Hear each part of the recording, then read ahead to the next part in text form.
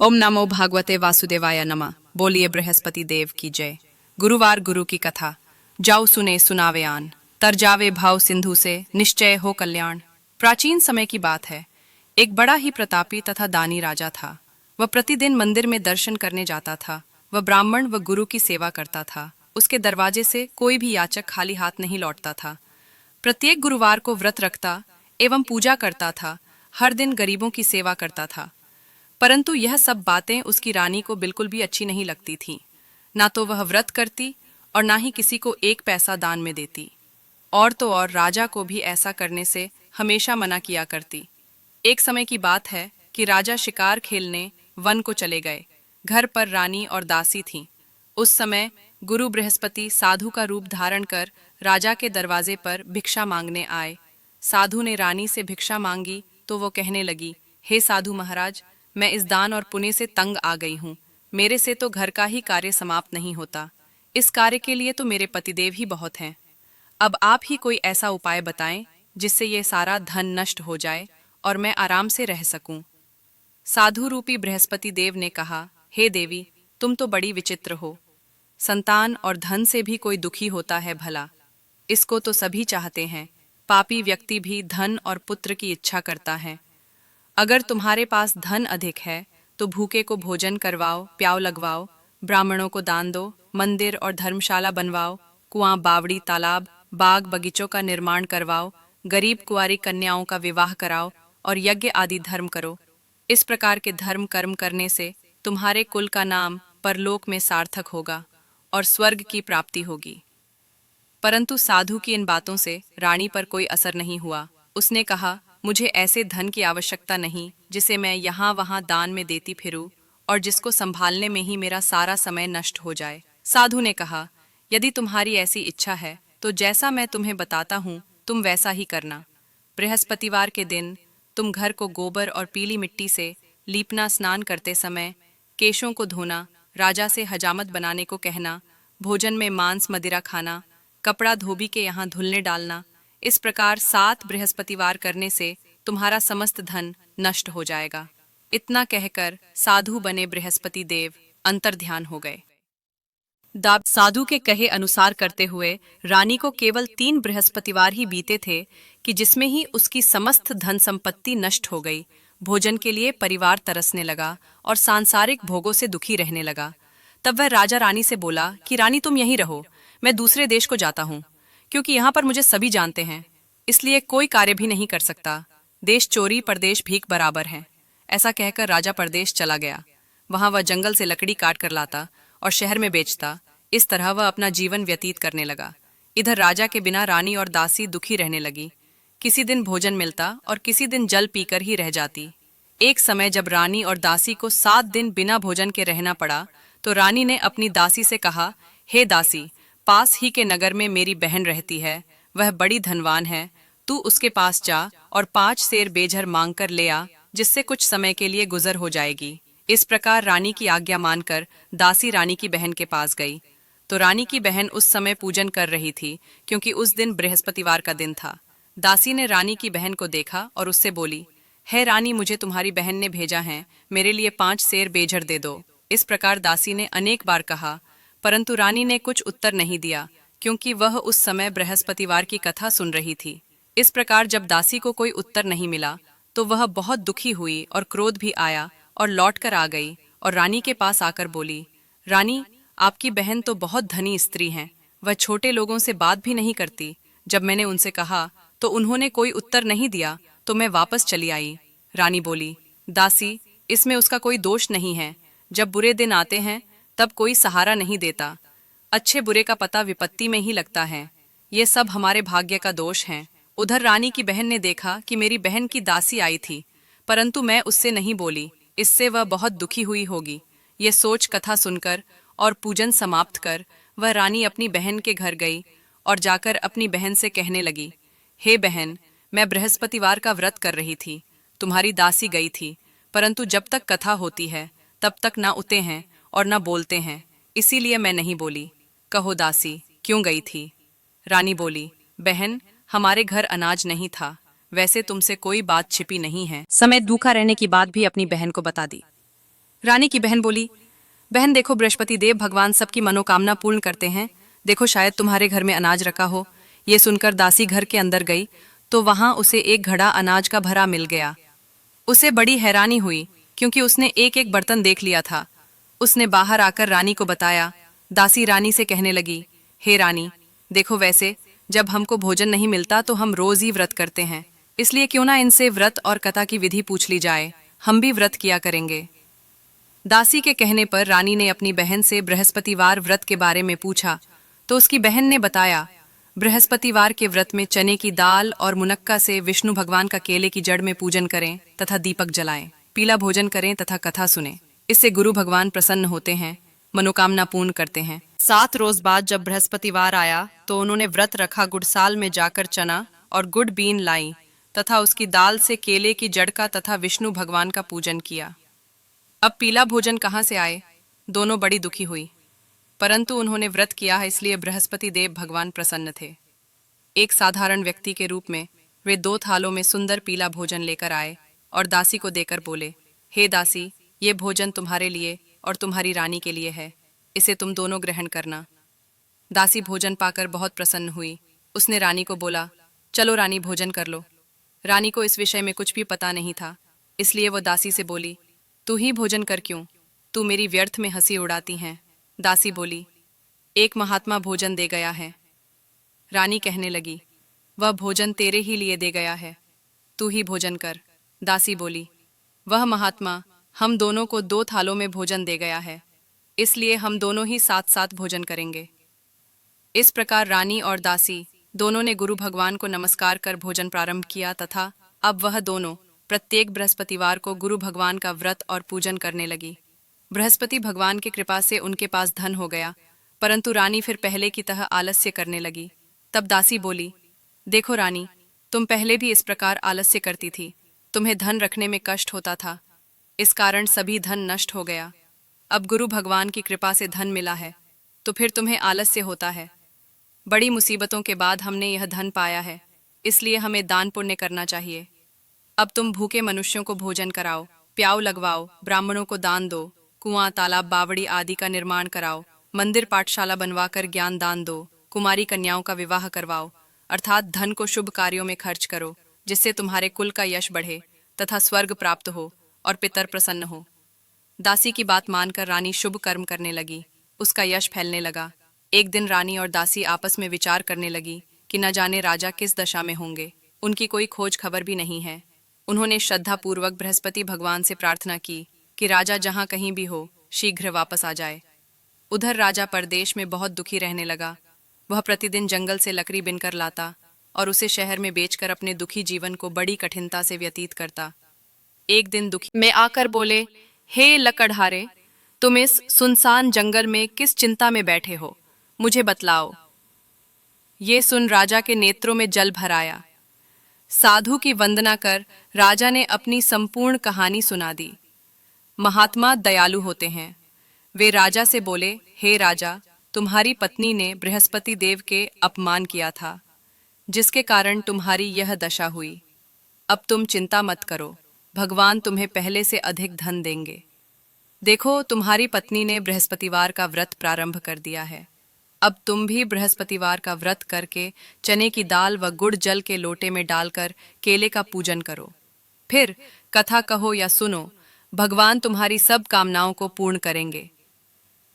साधु की बात सुनकर राजा बोला, हे प्रभु, लकड़ी बेचकर तो इतना पैसा भी नहीं बचता जिससे भोजन के उपरांत कुछ पचा सकूं। मैंने रात्रि स्वप्न में अपनी रानी को व्याकुल देखा है। मेरे पास कोई साधन नहीं जिससे उसका समाचार जान सकूं। फिर मैं कौन सी कहानी कहूं, यह भी मुझको मालूम नहीं है। साधु ने कहा, हे राजा, मन में बृहस्पति भगवान के पूजन व्रत का निश्चय करो, स्वयं तुम्हारे लिए कोई राह बना देंगे। बृहस्पतिवार के दिन तुम रोजाना की तरह लकड़ियां लेकर शहर में जाना।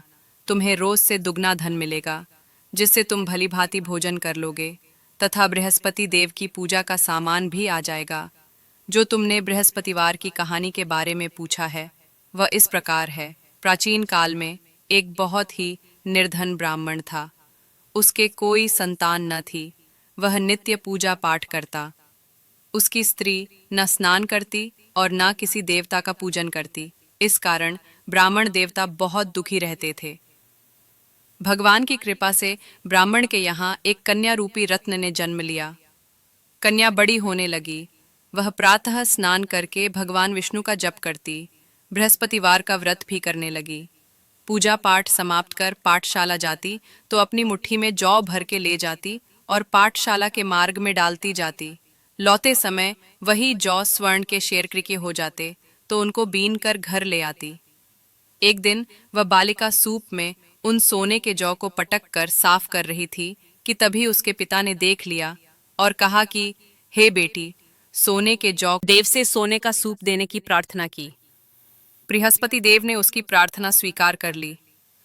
रोजाना की तरह वह कन्या जौ फैलाती हुई पाठशाला चली गई। पाठशाला से लौटकर जब वह जौ बीन रही थी तो बृहस्पति देव की कृपा से उसे सोने का सूप मिला।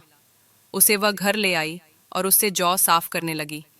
एक दिन की बात है, कन्या सोने के सूप में जब जौ साफ कर रही थी उस समय उस नगर का राजकुमार वहां से निकला। कन्या के रूप और कार्य को देखकर वह उस पर मोहित हो गया। राजमहल आकर वह भोजन तथा जल त्याग कर उदास होकर लेट गया। राजा को जब राजकुमार द्वारा अन्न जल त्यागने का समाचार प्राप्त हुआ तो अपने मंत्रियों के साथ वह अपने पुत्र के पास गया और बोला, पुत्र, तुम्हें किस बात का कष्ट है? किसी ने तुम्हारा अपमान किया है अथवा कोई कारण है? सो कहो, मैं वही कार्य करूंगा जिससे तुम्हें प्रसन्नता हो। अपने पिता की राजकुमार ने बातें सुनी तो वह बोला, मुझे आपकी कृपा से किसी बात का दुख नहीं है। किसी ने मेरा अपमान नहीं किया है, परंतु मैं उस लड़की से विवाह करना चाहता हूँ जो सोने के सूप में जौ साफ कर रही थी। यह सुन राजा आश्चर्य में पड़ा और बोला, बेटा, इस तरह की। मंत्री उस लड़की के घर गया और ब्राह्मण की कन्या का विवाह राजकुमार के साथ संपन्न हो गया। कन्या के घर से जाते ही ब्राह्मण के घर में पहले की भांति गरीबी का निवास हो गया। फिर भी ब्राह्मणी पर इसका कोई असर नहीं हुआ। वो तो पहले की भांति ही रहती थी। एक दिन दुखी होकर ब्राह्मण अपनी पुत्री से मिलने गए। बेटी ने पिता की अवस्था को देखा और अपनी माँ का हाल पूछा। ब्राह्मण ने सभी हाल कह सुनाया। कन्या ने बहुत सा धन देकर अपने पिता को विदा कर दिया, लेकिन कुछ दिन बाद फिर वही हाल हो गया। ब्राह्मण फिर अपनी कन्या के यहाँ गया और सभी हाल कहा तो पुत्री बोली, हे पिताजी, आप माताजी को यहाँ लिवा लाओ, मैं उन्हें वो विधि बता दूंगी जिससे गरीबी दूर हो जाए। ब्राह्मण देवता अपनी स्त्री को साथ लेकर अपनी पुत्री के पास राजमहल पहुंचे तो पुत्री अपनी माँ को समझाने लगी, हे माँ, तुम प्रातः काल स्नान आदि करके विष्णु भगवान का पूजन करो तो सब दरिद्रता दूर हो जाएगी। परंतु उसकी माँ ने उसकी एक भी बात नहीं मानी, बल्कि वो प्रातः काल उठकर अपनी पुत्री के बच्चों की जूठन को खा लेती थी। एक दिन उसकी पुत्री को बहुत गुस्सा आया। उसने अपनी माँ को एक कोठरी में बंद कर दिया। प्रातः उसे स्नान आदि कराकर पूजा पाठ करवाया तो उसकी माँ की बुद्धि ठीक हो गई। इसके बाद वो नियम से पूजा पाठ करने लगी और प्रत्येक बृहस्पतिवार को व्रत करने लगी। इस व्रत के प्रभाव से मृत्यु के बाद वो स्वर्ग को गई। वो ब्राह्मण भी सुखपूर्वक इस लोक का सुख भोग कर स्वर्ग को प्राप्त हुआ। इस तरह कहानी कहकर साधु बने देवता वहां से लोप हो गए। अपनी समय व्यतीत होने पर बृहस्पतिवार का दिन आया। राजा जंगल से लकड़ी काटकर शहर में बेचने गया। उसे उस दिन और दिनों से अधिक धन मिला। राजा ने चना गुड़ आदि लाकर बृहस्पतिवार का व्रत किया। उस दिन से उसके सभी क्लेश दूर हुए। परंतु जब अगले गुरुवार का दिन आया तो वो बृहस्पतिवार का व्रत करना भूल गया। इस कारण बृहस्पति भगवान नाराज हो गए। उस दिन उस नगर के राजा ने विशाल यज्ञ का आयोजन किया था तथा अपने समस्त राज्य में घोषणा करवा दी कि सभी मेरे यहाँ भोजन करने आवे, किसी के घर चूल्हा ना जले। इस आज्ञा को जो ना मानेगा उसको फांसी दे दी जाएगी। राजा की आज्ञा अनुसार राज्य के सभी वासी राजा के भोज में सम्मिलित हुए, लेकिन लकड़हारा कुछ देर से पहुंचा, इसलिए राजा उसको अपने साथ महल में ले गए। जब राजा लकड़हारे को भोजन करा रहे थे तो रानी की दृष्टि उस खूंटी पर पड़ी जिस पर उसका हार लटका हुआ था।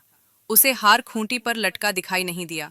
रानी को निश्चय हो गया कि मेरा हार इस लकड़हारे ने चुरा लिया है। उसी समय सैनिक बुलवाकर उसको जेल में डलवा दिया। लकड़हारा जेल में विचार करने लगा कि ना जाने कौन से पूर्व जन्म के कर्म से मुझे ये दुख प्राप्त हुआ है, और जंगल में मिले साधु को याद करने लगा। तत्काल बृहस्पति देव साधु के रूप में प्रकट हो गए और कहने लगे, अरे मूर्ख, तूने बृहस्पति देवता की कथा नहीं की, उसी कारण तुझे यह दुख प्राप्त हुआ है। अब चिंता मत कर, बृहस्पतिवार के दिन जेल खाने के दरवाजे पर तुझे 4 पैसे पड़े मिलेंगे, उनसे तू बृहस्पतिवार। राजा ने पूजा का सामान मंगवाकर कथा कही और प्रसाद बांटा। उसी रात्रि में बृहस्पति देव ने उस नगर के राजा को स्वप्न में कहा, हे राजा, तुमने जिस आदमी को जेल खाने में बंद कर दिया है वह निर्दोष है, वह राजा है, उसे छोड़ देना। रानी का हर उसी खूंटी पर लटका हुआ है। अगर तू ऐसा नहीं करेगा तो मैं तेरे राज्य को नष्ट कर दूंगा। इस तरह के रात्रि स्वप्न को देखकर राजा प्रातः काल उठा और खूई पर हार को टंगा देखकर लकड़हारे को बुलाकर क्षमा मांगी तथा राजा योग्य सुंदर वस्त्र आभूषण देकर विदा किया। गुरु भगवान की आज्ञा अनुसार राजा अपने नगर को चल दिया। राजा जब नगर के निकट पहुंचा तो उसे बड़ा ही आश्चर्य हुआ। नगर में पहले से अधिक बाग, तालाब और कुएं तथा बहुत सी धर्मशालाएं, मंदिर आदि बने हुए थे। राजा ने पूछा कि यह किसका भाग और धर्मशाला है। तब नगर के सब लोग कहने लगे कि ये सब रानी और दासी के हैं। तो राजा को आश्चर्य हुआ और गुस्सा भी आया। जब रानी ने यह खबर सुनी कि राजा आ रहे हैं तो उसने दासी से कहा कि है दासी, देख राजा हमको कितनी बुरी हालत में छोड़ गए थे, वो हमारी ऐसी हालत देखकर लौट न जाए, इसलिए तू दरवाजे पर खड़ी हो जा, आजा। रानी की आज्ञा अनुसार दासी दरवाजे पर खड़ी हो गई और राजा आए तो उन्हें अपने साथ लिवा लाई। तब राजा ने क्रोध करके अपनी तलवार निकाली और पूछने लगे, यह बताओ कि यह धन तुम्हें कैसे प्राप्त हुआ। तब उन्होंने कहा, हमें यह सब धन बृहस्पति देव के इस व्रत के प्रभाव से प्राप्त हुआ है। राजा ने निश्चय किया कि 7 रोज बाद तो सभी बृहस्पति देव का पूजन करते हैं, परंतु मैं रोजाना दिन में 3 बार कहानी कहा करूंगा तथा रोज व्रत किया करूंगा। अब हर समय राजा के दुपट्टे में चने की दाल बंदी रहती तथा दिन में 3 बार कहानी कहता। एक रोज राजा ने विचार किया कि चलो अपनी बहन की यहाँ हो आवे। इस तरह निश्चय कर राजा घोड़े पर सवार हो अपनी बहन की यहाँ चलने लगा। मार्ग में उसने देखा कि कुछ आदमी एक मुर्रे को लिए जा रहे हैं। उन्हें रोककर राजा कहने लगा, अरे भाइयों, मेरी बृहस्पतिवार की कहानी सुन लो। वे बोले, लो, हमारा तो आदमी मर गया है, इसको अपनी कथा की पड़ी है। परंतु कुछ आदमी बोले, अच्छा कहो, हम तुम्हारी कथा भी सुनेंगे। राजा ने दाल निकाली और जब कथा मार में उसे एक किसान खेत में हल चलाता मिला। राजा ने उसे देखा और उससे बोला, अरे भैया, तुम मेरी बृहस्पतिवार की कथा सुन लो। किसान बोला, जब तक मैं तेरी कथा सुनूंगा तब तक 4 हरैया जोत लूंगा, जा अपनी कथा किसी और को सुनाना। इस तरह राजा आगे चलने लगा। राजा के हटते ही बेल पछाड़ खाकर गिर पड़े और किसान के पेट में बहुत जोर से दर्द होने लगा। उस समय उसकी माँ रोटी लेकर आई। उसने जब ये देखा तो अपने पुत्र से सब हाल पूछा और बेटे ने सब हाल कह दिया। तो बुढ़िया दौड़ी दौड़ी उस घुड़सवार के पास गई और उससे बोली, मैं तेरी कथा सुनूंगी, तू अपनी कथा मेरे खेत पर ही चलकर कहना। राजा ने बुढ़िया के खेत पर जाकर कथा कही, जिसके सुनते ही बेल उठ खड़े हुए तथा किसान के पेट का दर्द बंद हो गया। राजा अपनी बहन के घर पहुंच गया। बहन ने भाई की खूब मेहमानी की। दूसरे रोज प्रातःकाल राजा जगा तो वह देखने लगा कि सब लोग भोजन कर रहे हैं। राजा ने अपनी बहन से कहा कि ऐसा कोई मनुष्य है जिसने अभी तक भोजन नहीं किया हो, वह मेरी बृहस्पतिवार की कथा सुन ले। बहन बोली, है भैया, यह देश ऐसा ही है, पहले यहाँ लोग भोजन करते हैं, बाद में अन्य काम करते हैं। मार्ग में उसे एक किसान खेत में हल चलाता मिला। राजा ने उसे देखा और उससे बोला, अरे भैया, तुम मेरी बृहस्पतिवार की कथा सुन लो। किसान बोला, जब तक मैं तेरी कथा सुनूंगा तब तक 4 हरैया जोत लूंगा, जा अपनी कथा किसी और को सुनाना। इस तरह राजा आगे चलने लगा। राजा के हटते ही बेल पछाड़ खाकर गिर पड़े और किसान के पेट में बहुत जोर से दर्द होने लगा।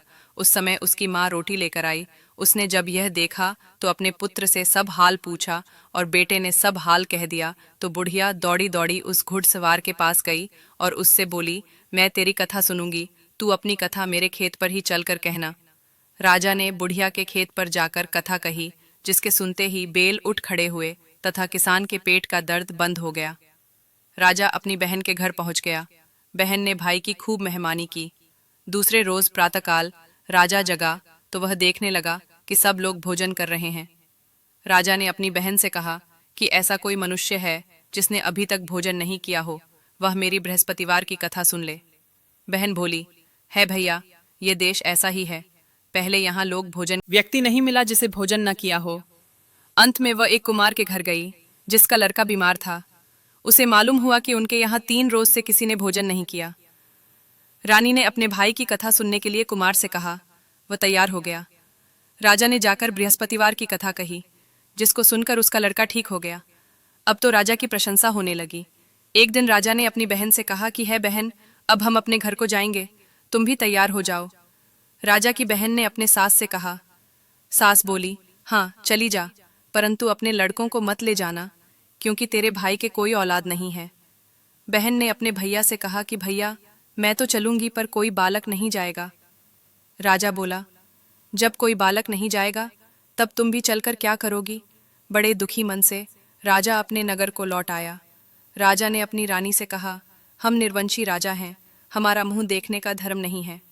रानी बोली, हे प्रभु बृहस्पति देव ने हमें सब कुछ दिया है, हमें औलाद भी अवश्य देंगे।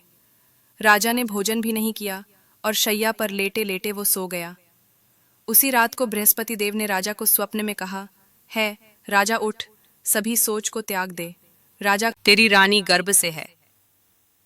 राजा को यह बात सुनकर बड़ी खुशी हुई। 9 महीने में रानी के गर्भ से एक सुंदर पुत्र पैदा हुआ।